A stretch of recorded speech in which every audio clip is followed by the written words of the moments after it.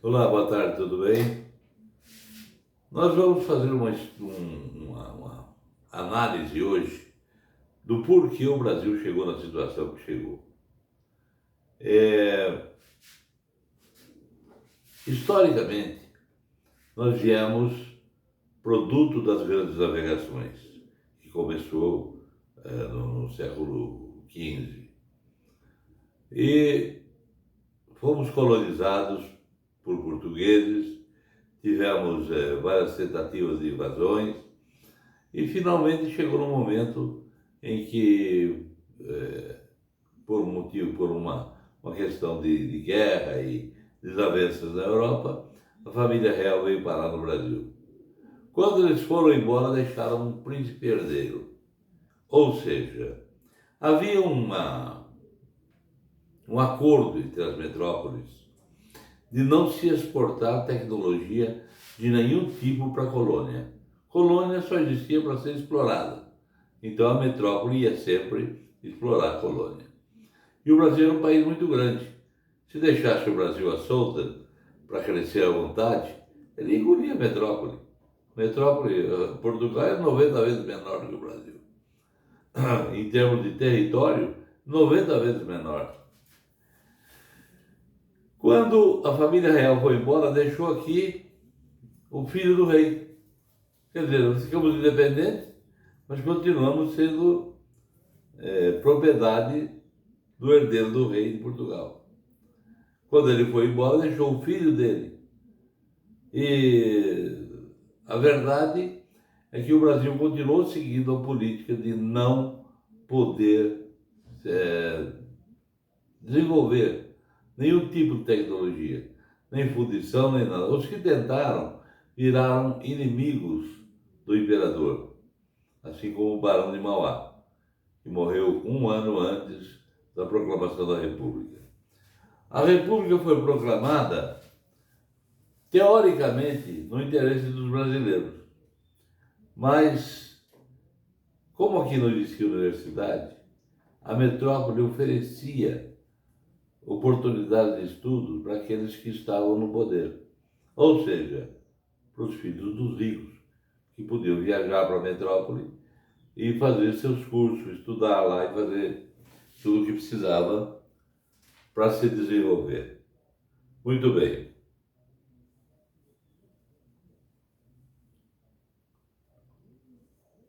Com o desenvolvimento desses filhos dos ricos, vamos dizer assim, eles se mantinham no poder. E o Brasil continuou sem desenvolver nenhum tipo de tecnologia. Não fabricava uma enxada, uma foice, um canivete, nada era produzido aqui.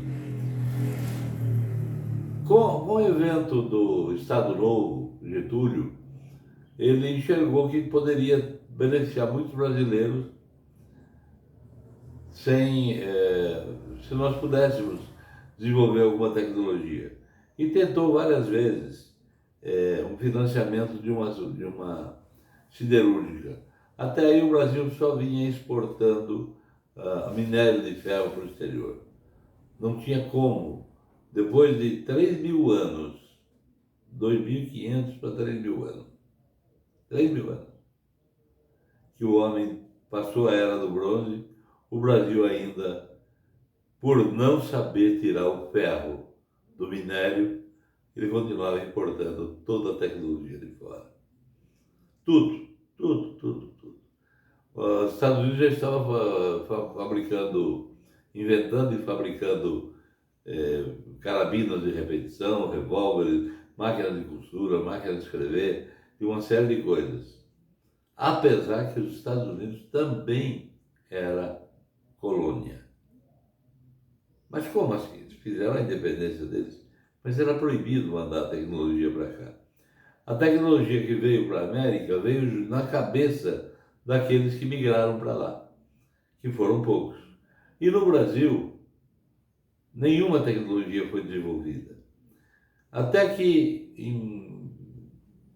com o evento da Segunda Guerra, o Brasil, que vinha de um regime totalitário, nas mãos de Getúlio Vargas, sem se definir de que lado ficaria, acabou negociando o financiamento de uma siderúrgica no Brasil para poder apoiar, vamos dizer assim, os aliados.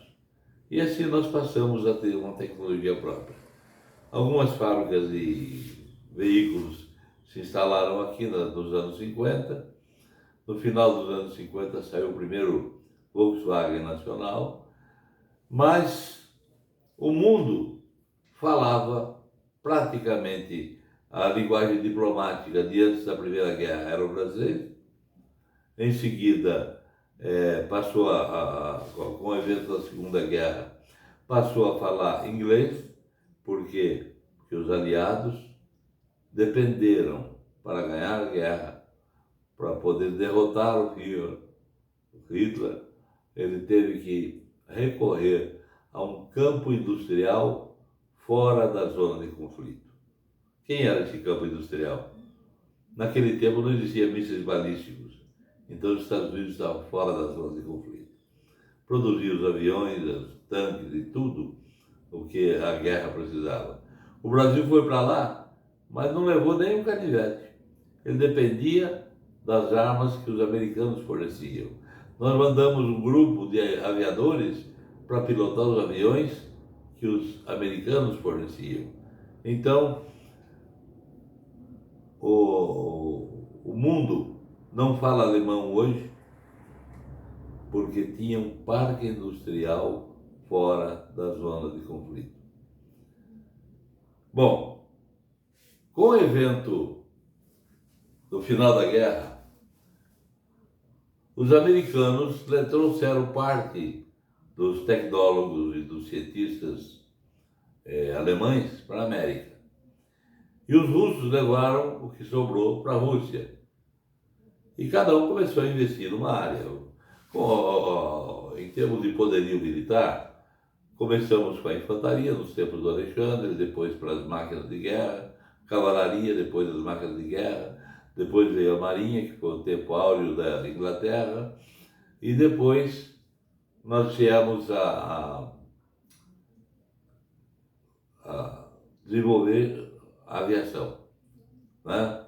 A aviação agora, teoricamente, controlava o poderio militar. Foi por causa da aviação, bombardeio das máquinas, das fábricas alemãs de armamento, foi que os aliados conseguiram se sobrepor e ganhar a guerra, vamos dizer assim.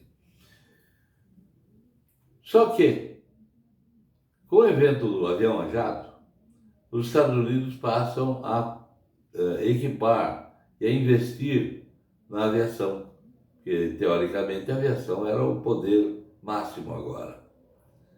E os russos preferiram investir em tecnologia de foguetes, tecnologia espacial.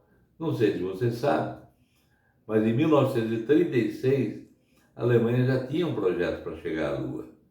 A Alemanha já tinha um projeto de foguetes e que pretendia chegar ao espaço. Em 57, quando os Estados Unidos pensavam que era o dono do universo, o mundo é surpreendido com o primeiro satélite espacial. A Rússia colocava o Sputnik, um satélite, um objeto mais ou menos do tamanho de uma bola de futebol, com as antenas enormes para tentar transmitir alguma coisa para a Terra. A tecnologia era incipiente, mas o mundo acordou. Imagine se a Rússia desenvolve tecnologia espacial e não tem ninguém para fiscalizar ela. Todo governo de esquerda, ele tem uma tendência natural de se agarrar e querer conquistar cada vez mais. Cada vez ele quer mais território, mais gente para governar, não importa quanto custa. Não importa se ele vai massacrar o povo dele, ele quer mandar no povo do vizinho também. Então, imagine se Os russos desenvolvem uma tecnologia espacial e colocam uma bomba atômica ou uma bomba de hidrogênio em órbita em cima de cada cidade do planeta. Esta era a visão da esquerda. O mundo livre caiu em si, caiu na real. Chamaram o chefe da equipe, que veio da Alemanha e que estava envolvido no desenvolvimento de aviões a jato. O Von Braun sentou, os governantes do mundo estavam reunidos, assim, a Rússia acabou de lançar um satélite e diz que vai conquistar o espaço. Se eles conquistarem o espaço, nós estamos lascados, porque não dependeria de um foguete que pode ser detectado e abatido no curso dele. A bomba estaria sobre a sua cabeça. Ela só soltar ela e acabou. Então, o terror tomou conta do mundo. Lembra do discurso do Kennedy de 61? Nós chegaremos à Lua nesta década ainda. Não é porque queremos, é que precisamos. O mundo livre precisava ganhar a corrida espacial. E todos os países do mundo que compreenderam a situação passaram a comprar os produtos americanos sem reclamar, deixando os Estados Unidos numa posição econômica muito confortável para poder sobrar dinheiro para ganhar essa corrida. Ele tinha que ganhar, não tinha outra opção. Se a Rússia ganhasse esta corrida espacial, teoricamente nós estaríamos falando russo hoje. Você estaria escrevendo em cirílico. Todo o sistema de vida ocidental teria desmoronado. Você estaria hoje falando russo e o prefeito da sua cidade provavelmente ia ser, de acordo com o tamanho da sua cidade, seria um sargento, um tenente, um capitão. Quem sabe, se você morasse numa cidade grande, um cara um pouquinho mais instruído, um coronel russo. Pois é. E nós nos lançamos na maior aventura do homem, a conquista do espaço. Eu me lembro, eu era menino, e a minha irmã assinava o Estadão para mim, o Estado de São Paulo. Eu acompanhava cada passo. Todos os dias tinha uma novidade. O primeiro feito americano que saiu antes do feito russo foi o passeio fora da nave espacial. Saiu um astronauta, ainda com traje, ainda com um cordão umbilical, que eles chamavam, né, um cordão para levar oxigênio e energia para ele, mas ele saiu assim, teoricamente para fazer um reparo externo na nave. Né? Era um reparo só imaginário, para saber se eles tinham essa capacidade. E foi em 1966, me lembro como se fosse hoje, graças a Deus. Eu tenho 72 anos, mas tenho uma boa memória. Quando as nações analisaram a situação e os russos, com a invenção dos foguetes de grande porte, inventaram um foguete chamado ICBM, Intercontinental Missile. É um ballistic missile. É um míssil balístico intercontinental que poderia carregar uma ogiva nuclear na sua cabeça, no seu topo. E o que iria acontecer com isso? Estados Unidos virou zona de conflito. Agora, naquele tempo não tinha rastreamento. Tinha que ser um avião subir e caçar o míssil a lá. Se não desse tempo, lascou. Uma cidade americana estaria apagada do mapa. Precisamos, para podermos sobreviver, precisamos de um parque industrial fora da zona de conflito. Europa era o quintal da Rússia. Estados Unidos, com o evento do ICBM, ele passa a ser zona de conflito. Dois países foram escolhidos para serem industrializados e para formar uma mão de obra capaz de repente, ter que produzir armas e material bélico para que o mundo livre pudesse se defender. Quem foram os escolhidos? Austrália e Brasil. Na ordem alfabética, para não ofender os australianos. E nós, em 68, final de 67, começo de 1968, desembarca uma fábrica inteira. Todas as fábricas americanas receberam uma ordem do governo: vão e se estabeleçam no Brasil. E da noite para o dia, o Brasil, que tinha uma única fábrica de automóvel, ainda o mercado era incipiente, é pequeno, mas nós recebemos Ford, Chevrolet, Chrysler e outros fabricantes.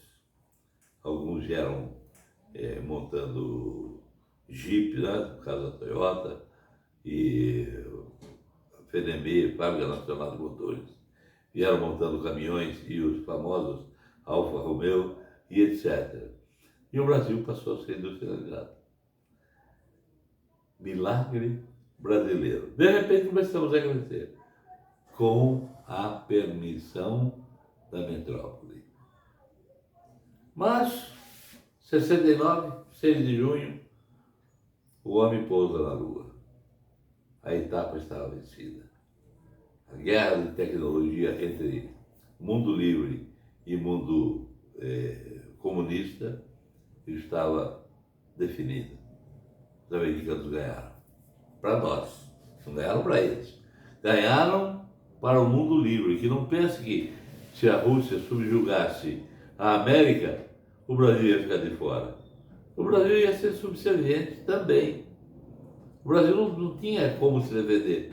Já na Segunda Guerra, nós lutamos com armas americanas. Se não tivesse ninguém para fornecer arma para nós, você não tem como defender o Brasil.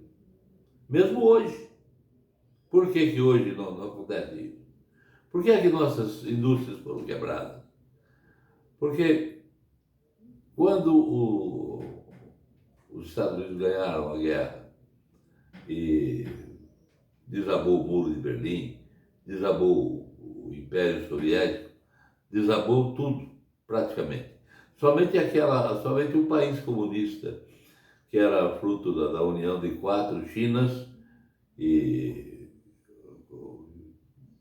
como era o nome dele? Taiwan, né? Que unificou a China permaneceu intacta porque fazia 3 anos, 3 milênios que estavam juntos, não dava mais para... não era um país que foi ajuntado na marra, ou se foi na marra faz tanto tempo que ninguém nem lembrava mais. E os americanos, então, passaram a ser pressionados pelas metrópoles para voltar o Brasil à condição de colônia. Ou seja, retirar as fábricas do Brasil. Desempregar milhões de pessoas. Ah, mas se nós saímos de lá, eles já sabem montar carros, agora eles vão montar por conta deles. Então não vamos tirar. Houve uma reunião dos sindicatos e dos governantes das metrópoles. Precisamos retornar o Brasil à condição de colônia. Não dá para deixar o Brasil. O Brasil é muito grande, tem muito recurso. Se deixar, eles engolem todo mundo. Encontrem Vamos estrangular eles, corta o petróleo deles. Certo? Começamos a produzir carro a álcool. Lembra que teve um ano que fabricou 98% dos veículos do Brasil? Todos os veículos saíram das fábricas, eram a álcool. Vamos matar eles de fome. Não manda alimento para eles. No Brasil, Uma semente de abóbora cai na sarjeta, um pouquinho de areia junto em cima, alimenta a vida inteira. É um país abençoado, tem clima subtropical, dá 3 colheitas por ano. De fome você não mata os brasileiros. Cobre. Cobre é estratégico. Sem cobre não há progresso. Cobre eles compram na Bolsa de Londres e retiram no lado, no vizinho, na Bolívia, que é um dos maiores produtores de cobre do mundo.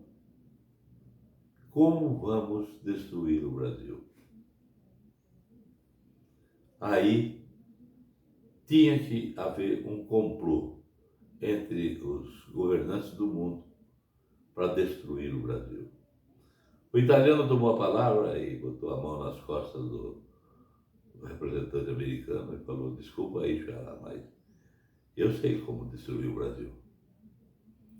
Coloco ele, quem controla a mão de obra, controla o país. Lembra do crack de 29? Foi nós. Sindicatos, lembra como os sindicatos controlavam a mão de obra? Sem sindicato, sem estar sindicalizado, você não podia ir trabalhar em nenhuma fábrica. E assim nós quebramos a América. Quebrar o Brasil é de menos para nós. Vamos exportar para o Brasil um modelo de sindicato que proíba o crescimento. E como é que foi? Foi fácil. Arrumaram uns 10 ou 12 cabeça oca, semi-analfabetos, levaram para Nova York em 1977 e eles começaram a pregar para eles: vocês estão sendo escravizados. O patrão, você imagina pagar para vocês $400, você é um torneiro mecânico. Aqui um torneiro ganha $2.000. Você é um ferramenteiro, você ganha $600. Aqui um ferramenteiro aqui ganha $4.000. E por aí afora. O que não contaram para os sindicalistas brasileiros é que o aluguel de uma casa boa aqui era $80. Lá era 800. O quilo da carne aqui era $4. Lá era 25. Aliás, 25 a libra, não o quilo. Era 20 a 25 a libra. Então, a diferença de moeda era a única ferramenta que nós tínhamos para nos impor ao mundo. Mas ensinaram os sindicalistas que o patrão era seu inimigo. Não contaram para eles que escola sem empresa não vale nada. Ah, mas tudo é questão de educação, vamos dar educação para o povo. Pois é, você dá educação, o cara se forma, não tendo de trabalhar, em 3 anos ele fica um mané. Não tem nada o que fazer, vai virar um mané. Não contaram para eles que o empresário não é nada mais, nada menos do que um trabalhador que teve uma ideia. Mas no Brasil, o sindicalismo que entrou aqui era destruidor, predador. Ele ia pregando para os trabalhadores e juntando e pregando eloquentemente que o patrão era seu inimigo. O patrão que pagava o seu salário, que pagava suas contas, pagava o seu aluguel ou a prestação da sua casa, que alimentava os seus filhos. Ele tinha uma ideia. O patrão, quem tem um patrão, é melhor que ter um pai. Porque o patrão tem uma ideia, divide essa ideia com você, ensina você a montar o produto que ele teve a ideia e ajuda você a estudar, você, seus filhos, ninguém passa fome. Se tem patrão envolvido, a fome não bate na sua porta. O patrão é o seu melhor amigo. Mas vieram para cá, os famosos sindicalistas, subiu num caixote de cebola lá no ABC e fizeram uma greve. O Brasil, que vinha pujante, crescendo, parou de exportar algodão, passou a exportar camisas, cuecas, calças.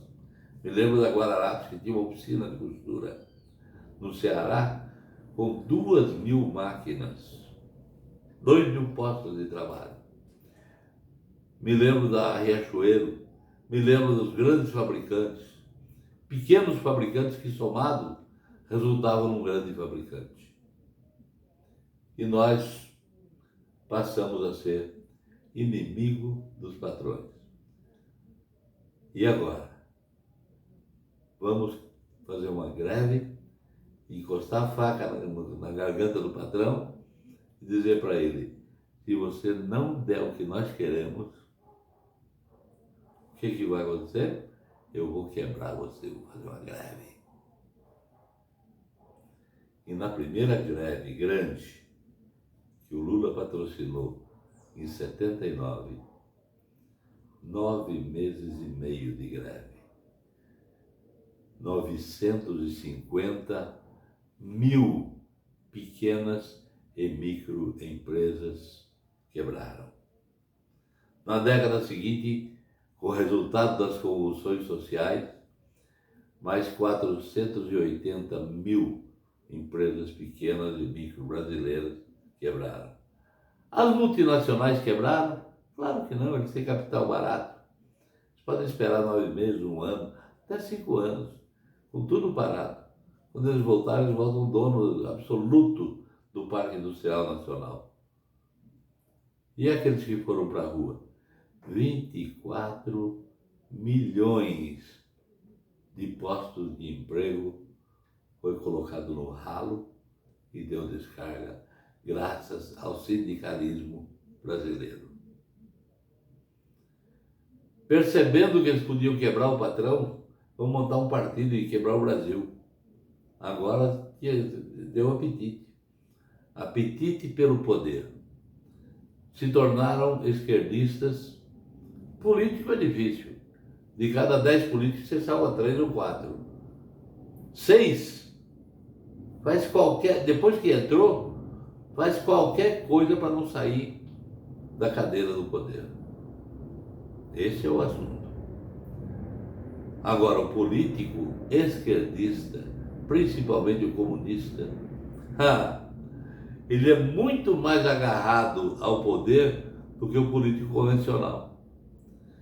Que o político deveria ser um servo do povo, um cara que vai trazer benefícios para o povo, que vai investir a sua vida em fazer o país progredir. Mas o político, ele investe a sua vida em ficar sentado na cadeira de poder e negociando os votos dele para esse ou para aquele projeto, enquanto ele receber comissão. Infelizmente, o Brasil foi feito assim. Desde os tempos da República Velha,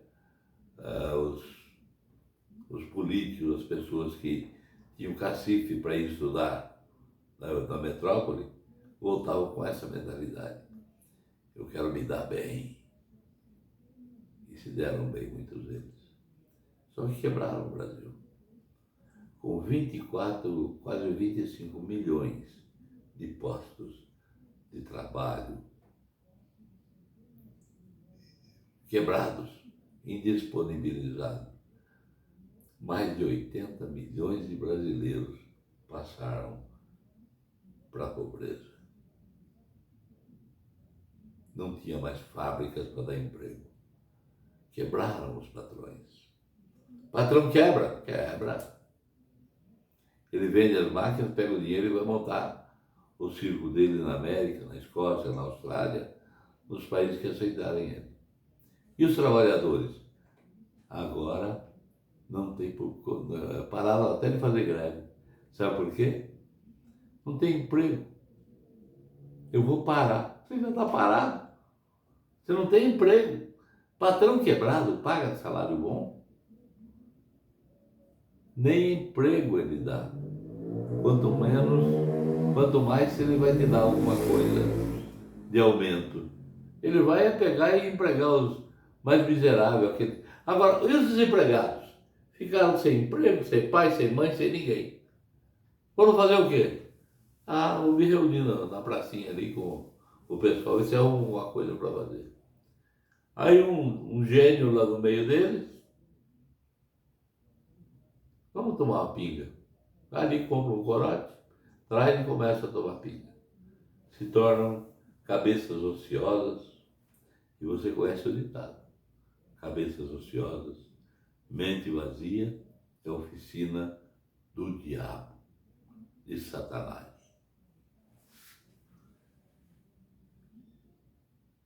Pois é, e o Brasil começou a descer a ladeira. Na ocasião, se não me engano, o presidente era Figueiredo, ele falou assim: vocês querem transformar o PT num partido político? Lembre-se que a esquerda, quando se agarra ao poder, para você se livrar deles, é à custa de muita fome, de muito sangue, de muita gente que vai... Muitos brasileiros vão morrer para pagar o preço para se livrar da esquerda. PT não é um partido político, é uma quadrilha. E se essa quadrilha um dia chegar ao poder, não vai querer soltar. Eles vão com a chave do cofre na mão. E o sindicato, eles mandam na indústria, mandam o dinheiro e nomeiam a justiça. E através do discurso, não era um discurso estelionatário, na verdade, prometendo coisas que são impossíveis de ser cumpridas. O PT chegou ao poder. E no Brasil, cada presidente que entra, cada mandato, ele nomeia 2 juízes no Supremo. Mais um mandato, mais 2. Mais um mandato, mais 2. Agora somos maioria. Fazemos o que queremos. 4 mandatos, 8 juízes do Supremo. Chega, graças a Deus, Deus levanta um homem, na minha opinião, o maior estadista. Ele não era, ele se formou, na verdade, nos corredores de Brasília. Ele não era tudo isso que nós pensamos que ele é, mas ele se tornou o maior estadista que esse país já viu. Desde os tempos do Império, nem o imperador era estadista tão competente quanto ele. Ele não veio com o bolso vazio para encher o bolso de dinheiro e ir embora. Ele veio para salvar o Brasil. E o outro que foi derrotado naquela eleição fatídica e deixando em segundo lugar o PT, o outro partido, o PT, passa a praticar aquilo que eu chamo de estelionato eleitoral. Vocês têm o direito de comer uma picanha todo fim de semana. Pelo menos uma picanha e um engradado de cerveja. A classe média come, por que você não? Ele esqueceu que o cara está desempregado porque ele quebrou as fábricas. Ele fechou os postos de emprego. E qualquer pessoa que tenha uma ideia se torna inimigo do povo. Quer dizer, qual é a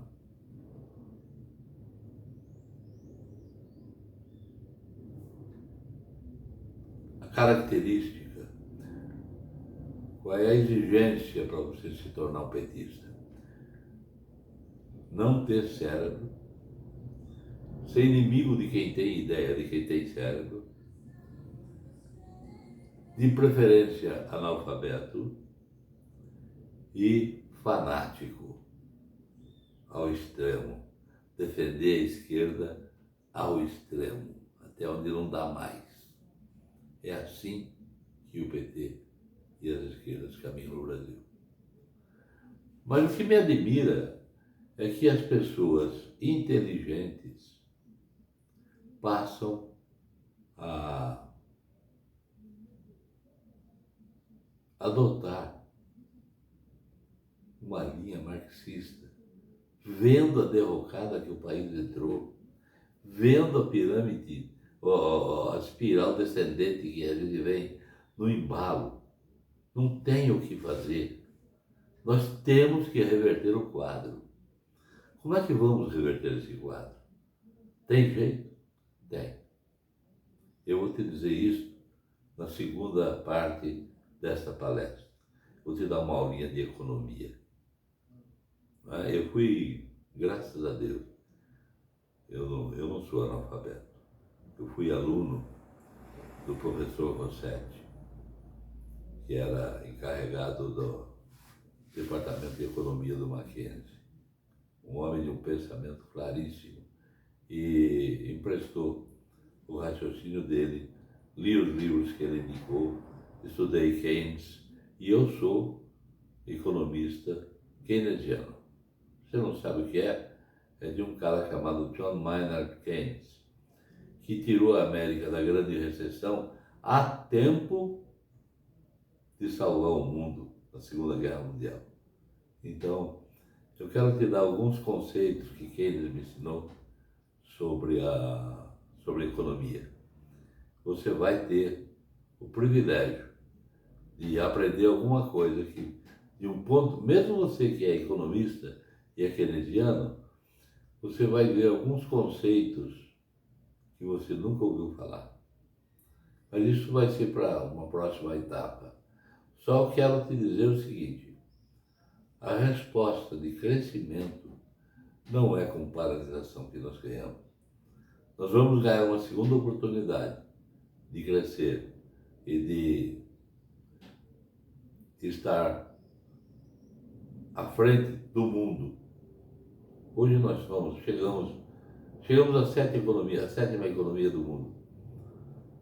Com a entrega aos políticos, os militares saíram do poder, voltamos para a 57ª economia. Hoje, com o desenvolvimento do agro, nós chegamos novamente entre os 10 milhões. Mas a nossa indústria está falida. Nosso povo está morrendo de fome. Nosso povo não tem emprego. E toda vez que você tenta abrir uma fábrica, dia seguinte aparece um caminhão do sindicato lá dizendo: mata esse desgraçado, ele quer te explorar, ele quer ser seu patrão. Eu vou falar o contrário: mate esse amaldiçoado do sindicato, que quer matar o seu pai, que é o seu patrão. Seu patrão é mais do que seu pai. Seu pai não pode te socorrer. Seus filhos se formam, tem que ter empresas abertas para eles trabalhar, senão eles vão parar no meio da rua. Lembre-se de uma coisa: o socialismo, o comunismo e as esquerdas em geral fabricam pobres para trocar o seu voto por um prato de comida. Fabricam mulambos que são fáceis de ser ludibriados. O vacilo que a direita deu foi entregar o país na mão das esquerdas numa armadilha fatal que a esquerda montou e os políticos brasileiros, de forma inocente, entraram e nós perdemos. Quando Fernando Henrique subiu ao poder, você já sabia que tinha perdido. Eu sabia que o Brasil estava perdido. Só espero que você ouça o que eu vou falar, escuta o segundo vídeo, tá certo? Até mais tarde. Eu espero que você ainda veja hoje esse segundo vídeo, que eu vou dizer para você por que o Brasil entrou nessa espiral descendente e como sair dessa espiral descendente. Ok? Um abraço para vocês e até mais tarde.